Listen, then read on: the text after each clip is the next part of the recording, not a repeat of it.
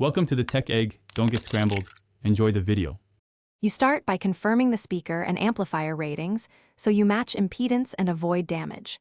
Once done, position the sound box close to the amp to keep cable length short. Run speaker cable and RCA or TS patch cables to reach comfortably. Make sure the amplifier is powered off and unplugged before you touch terminals.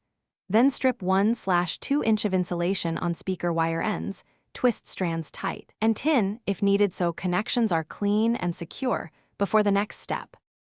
You now attach speaker cables to the amplifier outputs, carefully matching polarity so the sound box remains in phase, positive to positive, negative to negative.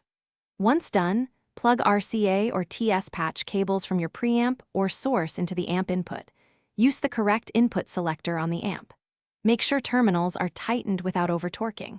Then route audio cables away from mains and power supplies to reduce hum. Use cable ties or clips to keep runs tidy and minimize interference. You finish by powering the amplifier while keeping volume at a low setting.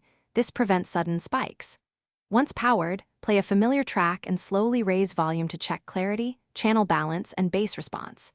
Make sure there is no humming, buzzing, or distortion. If you hear problems, immediately reduce volume.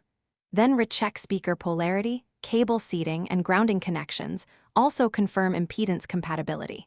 If noise persists, try swapping cables or using a different input source as a focused troubleshooting step. Thanks for watching. Consider subscribing if I helped unscramble your problems.